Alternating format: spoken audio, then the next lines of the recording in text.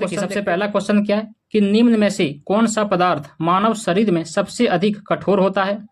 तो बताइए इनमें से कौन सा पदार्थ है जो मानव शरीर में सबसे ज्यादा कठोर होता है। अस्थि, इनेमल, दंत धातु या फिर नाखून। तो देखिए इसका सही उत्तर हो जाएगा ऑप्शन बी यानी कि इनेमल। ठीक है, इसको दंत वल्क भी बोलते हैं। चलिए इसके बारे में कुछ और भी जानते हैं। देखिए दांतों का इनेमल यानी कि परत क्रिस्टलीय कैल्शियम फॉस्फेट से बना होता है। दांतों का इनेमल दांतों की सख्त बाहरी सतह होता है जो इसे दांतों की सड़न से बचाती है। यह मानव शरीर का सबसे कठोर पदार्थ होता है। उसके बाद क्वेश्चन नंबर 2 देखिए क्या है कि मायोग्लोबिन में कौन सी धातु होती है। तो बताइए मायोग्लोबिन में कौन सी धातु होती है। तांबा, चांदी, सोना या फिर लोहा। तो देखिए मायोग्लोबिन में लोहा धातु उपस्थित होता है। ठीक है, तो यानी कि ऑप्शन डी इसका राइट आंसर हो जाएगा। अगर आप लोगों को ये सीरीज मेरा अच्छा लग रहा है तो उसको लाइक करें और दोस्तों के पास भी शेयर करें। चलिए इसके बारे में कुछ और जानते हैं। देखिए मायोग्लोबिन एक प्रोटीन है जो आपकी धारीदार मांसपेशियों में पाया जाता है, जिसमें कंकाल की मांसपेशियां यानी कि आपकी हड्डियों और टेंडन से जुड़ी मांसपेशियां होती है और हृदय की मांसपेशियां शामिल होती है इसमें। इसका मुख्य कार्य क्या क्या होता है। इसका मुख्य कार्य जो है आपकी मांसपेशियों यानी कि मायोसाइट्स में कोशिकाओं को ऑक्सीजन की आपूर्ति करना होता है। उसके बाद फिर देखिए कि मायोग्लोबिन एक प्रकार का हीम प्रोटीन होता है। तो मायोग्लोबिन क्या होता है। तो देखिए मायोग्लोबिन एक प्रकार का हीम प्रोटीन होता है जिसमें कृत्रिम समूह के रूप में आयरन यानी कि लोहा हीम के साथ एकल पॉलीपेप्टाइड श्रृंखला बनाती है। उसके बाद क्वेश्चन नंबर 3 देखिए क्या है कि मानव शरीर का सामान्य तापमान कितना होता है। तो बताइए मानव शरीर का सामान्य तापमान कितना होता है। 40.5 degree Celsius, 37 degree Celsius, 98.4 degree Celsius या फिर 82.4 डिग्री सेल्सियस। तो देखिए मानव शरीर का सामान्य तापमान कितना होता है। तो 37 डिग्री सेल्सियस। ठीक है, यानी कि ऑप्शन 20 का राइट आंसर हो जाएगा। तो देखिए अगर शरीर का तापमान बढ़ना इसका मतलब क्या होता है, बुखार हो रहा है। शरीर का सामान्य तापमान लगभग 98.6 डिग्री फ़ारेनहाइट या फिर 37 डिग्री सेल्सियस होता है। ठीक है, सामान्य तौर पर 100.4 डिग्री फ़ारेनहाइट या फिर 38 डिग्री सेल्सियस से ऊपर का तापमान होने पर वो बुखार का लक्षण होता है। ठीक है, उसके बाद क्वेश्चन नंबर 4 देखिए क्या है कि कैप्सूल का आवरण किसका बना होता है। तो बताइए कैप्सूल का आवरण किसका बना होता है। प्रोटीन का, अंडे के छिलके का, सेलुलोज का या फिर जिलेटिन का। तो देखिए कैप्सूल का आवरण जो है वो बना होता है जिलेटिन का। ठीक है, यानी कि ऑप्शन डी इसका राइट आंसर हो जाएगा। उसके बाद देखिए कहीं कहीं स्टार्च भी लिखा रहता है तो स्टार्च भी हो सकता है इसका आंसर। ठीक है, देखिए कैप्सूल की बाहरी परत जिलेटिन से बनी होती है। पारंपरिक कैप्सूल जिलेटिन से बने होते हैं जबकि नरम खोल वाले कैप्सूल तरल पदार्थ या तेल से बने होते हैं। जिलेटिन एक पशु प्रोटीन है जो स्वादहीन, रंगहीन, भंगूर और कोलेजन से प्राप्त पारदर्शी खाद्य घटक होता है।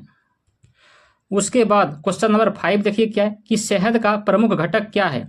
तो बताइए शहद का प्रमुख घटक क्या है। ग्लूकोज, सुक्रोज, माल्टोज या फिर फ्रक्टोज। तो देखिए शहद का प्रमुख घटक क्या हो जाएगा, फ्रक्टोज। ठीक है, यानी कि ऑप्शन डी इसका राइट आंसर हो जाएगा। चलिए कुछ और भी इसके बारे में जानते हैं। देखिए शहद का प्रमुख घटक फ्रुक्टोज होता है। शहद एक खाद्य पदार्थ होता है जो मीठा होता है स्वाद में। ठीक है, और मधुमक्खियों के द्वारा पौधों के शर्करा स्राव से उत्पन्न होता है। शहद को ग्लूकोज और मोनोसेकेराइड फ्रुक्टोज से इसकी मिठास मिलती है। फ्रुक्टोज जिसे हम लोग फल शर्करा के रूप में भी जानते हैं, कई पौधों में पाया जाने वाला कोटोनिक मोनोसेकेराइड होता है ये। उसके बाद क्वेश्चन नंबर 6 देखिए क्या है कि निम्न में से सर्वाधिक ऊर्जा प्रदान कौन करता है। तो बताइए इनमें से सबसे ज्यादा ऊर्जा प्रदान कौन करता है। कार्बोहाइड्रेट, प्रोटीन, विटामिन या फिर खनिज लवण। तो देखिए सबसे ज्यादा ऊर्जा प्रदान कौन करता है। तो कार्बोहाइड्रेट। ठीक है, यानी कि ऑप्शन ये इसका राइट आंसर हो जाएगा। देखिए क्या है कि 1 ग्राम कार्बोहाइड्रेट शरीर को 4 किलो कैलोरी ऊर्जा प्रदान करता है। ठीक है, जो आहार में कुल ऊर्जा का 60 से 65% होता है।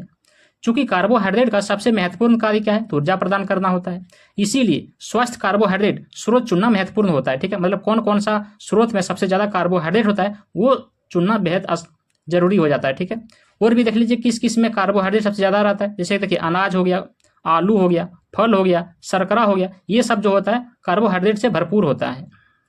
उसके बाद क्वेश्चन नंबर 7 देखिए क्या है कि मानव शरीर में कार्बोहाइड्रेट पुनः संग्रह होता है किस रूप में। तो बताइए मानव शरीर में कार्बोहाइड्रेट जो है वो पुनः संग्रह होता है। ठीक है, तो किस रूप में होता है। शुगर के रूप में, स्टार्च के रूप में, ग्लूकोज के रूप में या फिर ग्लाइकोजन के रूप में। तो देखिए मानव शरीर में कार्बोहाइड्रेट जो पुनः संग्रह होता है वो होता है ग्लाइकोजन के रूप में, ठीक है, यानी कि ऑप्शन डी इसका राइट आंसर हो जाएगा। देखिए मानव शरीर कार्बोहाइड्रेट का उपयोग ग्लूकोज के रूप में करता है, ठीक है, मानव शरीर जो है वो कार्बोहाइड्रेट का उपयोग किस रूप में करता है, तो ग्लूकोज के रूप में करता है, ठीक है। ग्लूकोज को ग्लाइकोजन में परिवर्तित किया जा सकता है और ग्लूकोज जो है उसको किस रूप में परिवर्तित किया जा सकता है, ग्लाइकोजन के रूप में परिवर्तित किया जा सकता है, ठीक है। और क्या है कि जो स्टार्च के समान एक पॉलीसेकेराइड बनाता है, ठीक है, जो यकृत और मांसपेशियों में जमा होता है और शरीर के लिए ऊर्जा का आसानी से उपलब्ध स्रोत हो जाता है। उसके बाद क्वेश्चन नंबर 8 देखिए क्या है कि शरीर में उत्तकों का निर्माण किससे होता है।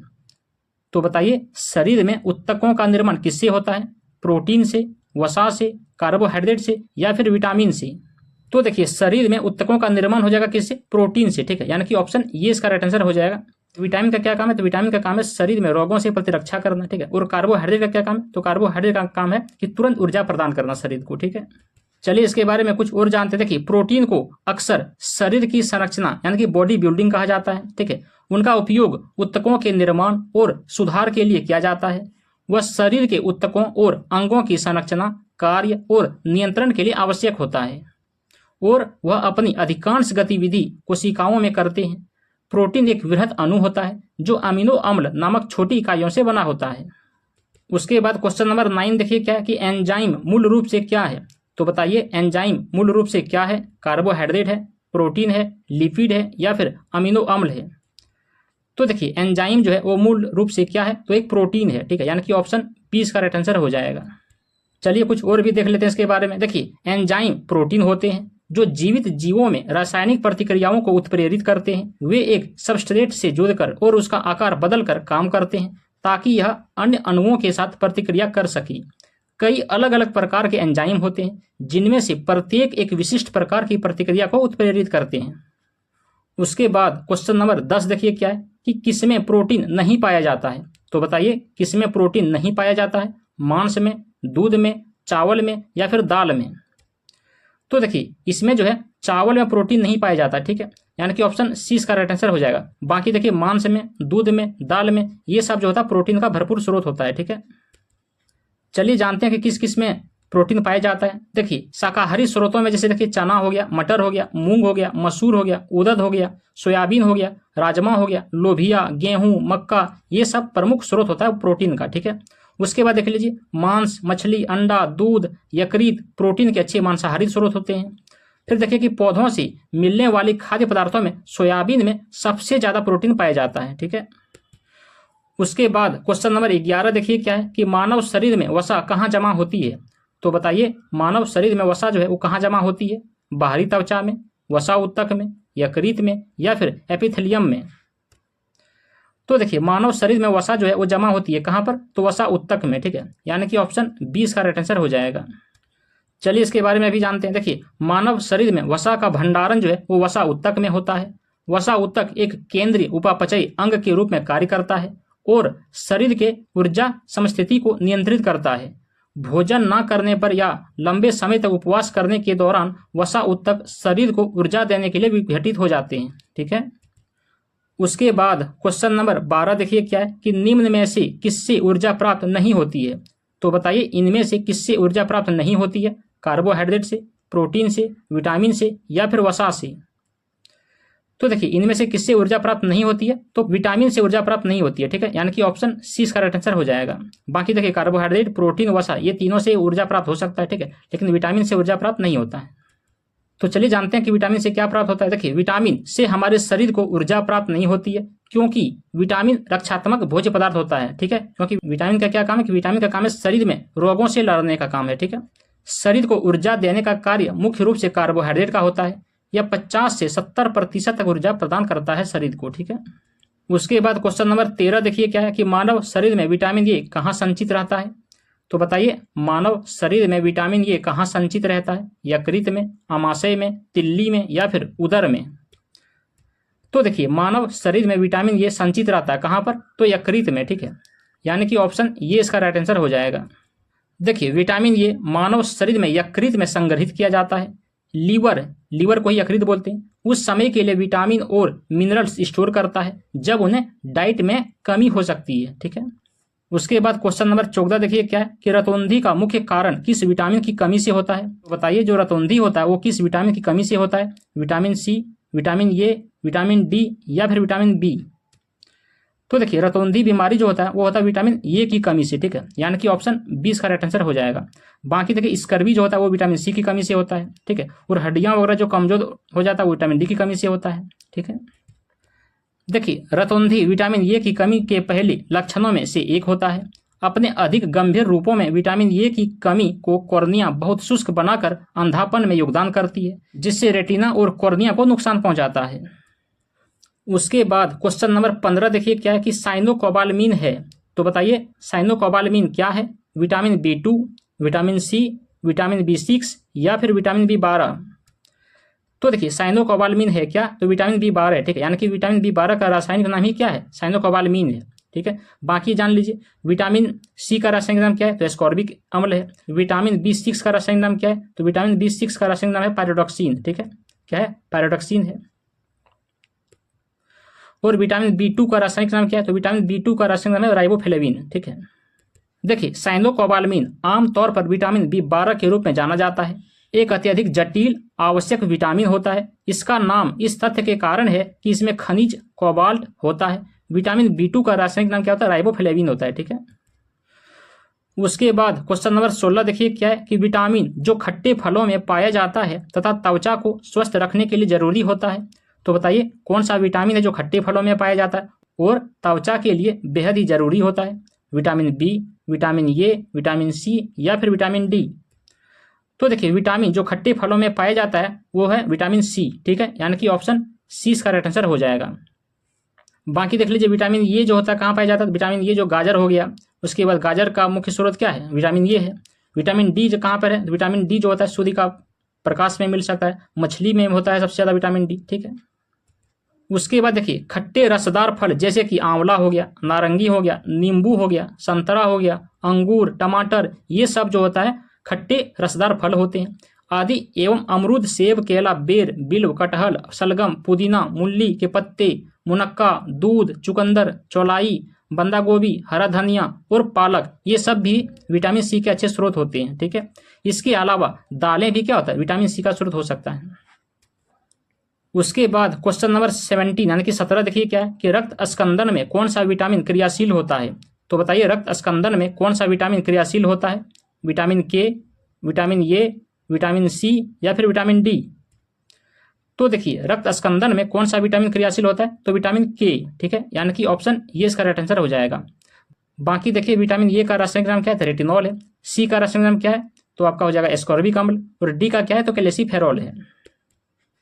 देखिए गंभीर लीवर रोग जैसे कि सिरोसिस या फिर लीवर फेलियर, ठीक है, क्लोटिंग कारकों के बनने को कम कर सकता है और अधिक रक्तस्राव के जोखिम को बढ़ा सकता है, क्योंकि कुछ क्लोटिंग कारकों को बनाने के लिए लीवर को विटामिन के की जरूरत होती है।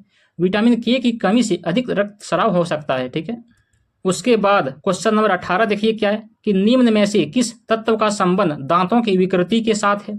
तो बताइए इनमें से किस तत्व का संबंध जो है वो दांतों की विकृति के साथ है, क्लोरीन, फ्लोरीन, ब्रोमीन या फिर आयोडीन। तो देखिए इसका सही उत्तर हो जाएगा फ्लोरीन, ठीक है, यानी कि ऑप्शन 20 का राइट आंसर हो जाएगा। चलिए इसके बारे में कुछ और जानते हैं। देखिए फ्लोराइड या फिर फ्लोरीन की कमी एक विकार है जो आहार में फ्लोराइड की कमी के कारण दंत क्षय और संभवतः ऑस्टियोपोरोसिस में वृद्धि का कारण बन सकता है। ऑस्टियोपोरोसिस क्या होती है, हड्डियों का बीमारी से संबंधित होता है, ठीक है। फ्लोराइड के सामान्य आहार स्रोतों में जैसे कि चाय हो गया, अंगूर का रस हो गया, वाइन हो गया, किशमिश हो गया, कुछ और भी समुद्री भोजन हो गया, ठीक है, कॉफी और फ्लोराइड युक्त नल का पानी शामिल होता है।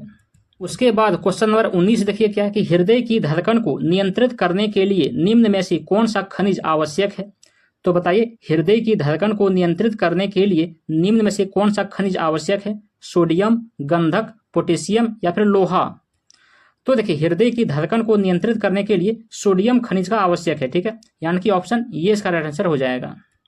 देखिए सोडियम दिल की धड़कन को नियंत्रित करने के लिए एक आवश्यक तत्व होता है। यह शरीर में इलेक्ट्रोलाइट्स के संतुलन के लिए आवश्यक होता है।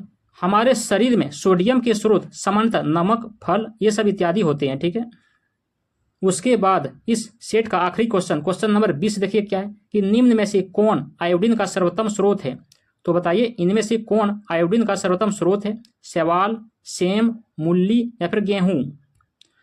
तो देखिए आयोडीन का सर्वोत्तम स्रोत हो जाएगा आपका शैवाल, ठीक है, यानी कि ऑप्शन ये इसका राइट आंसर हो जाएगा। चलिए इसके बारे में कुछ और जानते हैं। देखिए समुद्री शैवाल जैसे कि केल्प हो गया, नोरी, कोम्बू, वाकेम, ये सब जो होता है आयोडीन के सबसे अच्छे खाद्य स्रोतों में से एक होता है। फिर देख लीजिए कि मछली जैसे कि कॉड हो गया, ट्यूना हो गया, समुद्री शैवाल जैसे कि झींगा और अन्य समुद्री भोजन जो आमतौर पर आयोडीन से भरपूर होते हैं। डेयरी उत्पाद जैसे कि दूध, दही, पनीर और अंडा, ये सभी आयोडीन के अच्छे स्रोत माने जाते हैं, ठीक है। तो बस इतना ही था फ्रेंड्स। कैसे लगा ये वीडियो कमेंट में जरूर बताइएगा। चलिए मिलते हैं अगले सेट को लेकर के, तब तक के लिए धन्यवाद। जय हिंद।